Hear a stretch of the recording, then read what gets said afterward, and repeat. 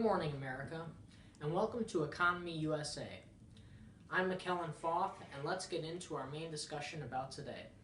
Our main topic today focuses on the 2003 to 2008 oil crisis and how it impacted the presidency of former President George Walker Bush.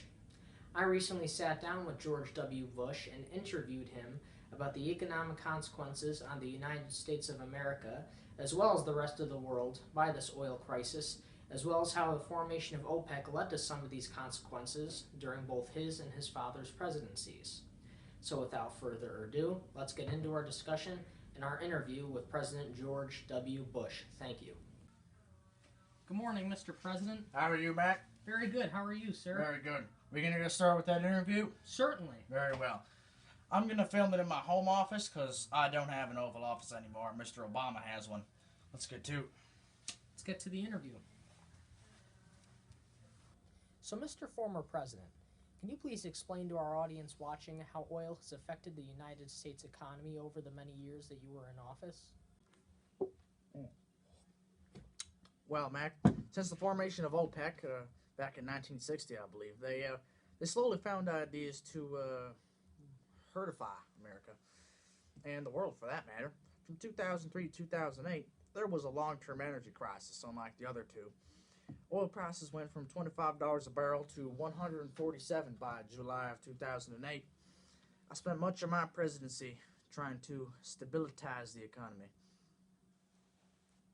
So, Mr. President, how come the third oil crisis occurred during your presidency? Can you explain to me some of the information why?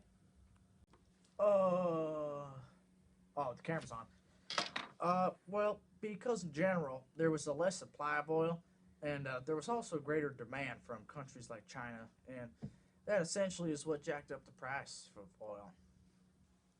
So, Mr. President, can you tell me what countries or also other groups were involved in this oil crisis?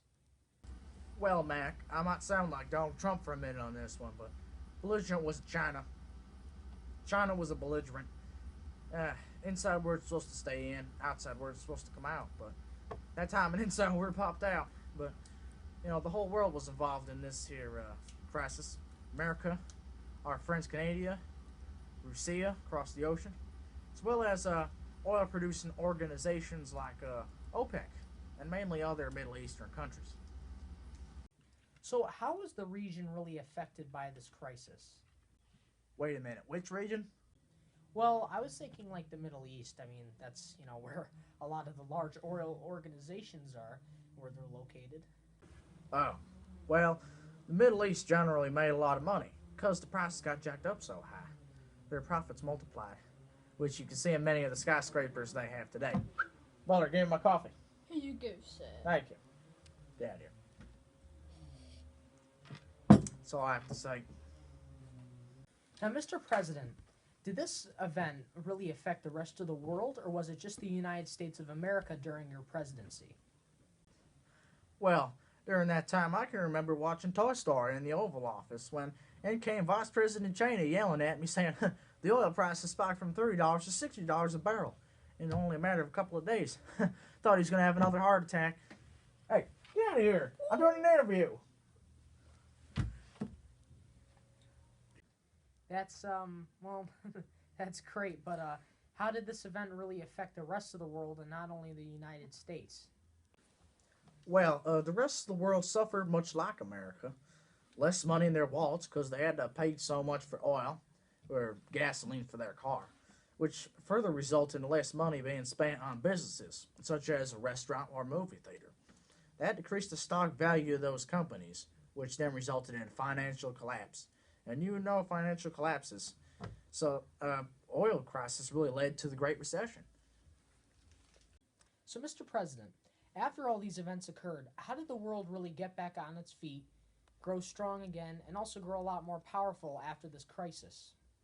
Well, Mac, I know for a fact, that America under my lead invested in alternative fuel sources.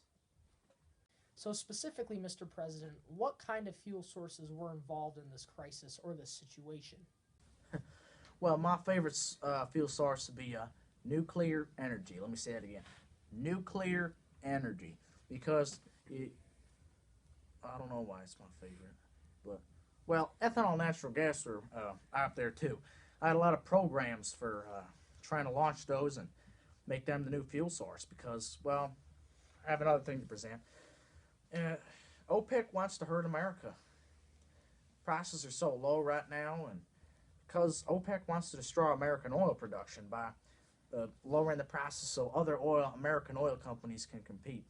And I know this because my oil company is suffering from this. And OPEC is trying to destroy all of us, and eventually they'll try to bring us back up to $147 a barrel.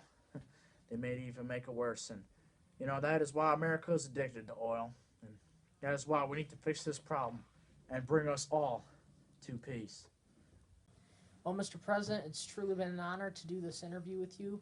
Hope you have a great day, and also, too, good luck to your brother in the Republican debates, and pleasure to do this interview with you. Thank you so much.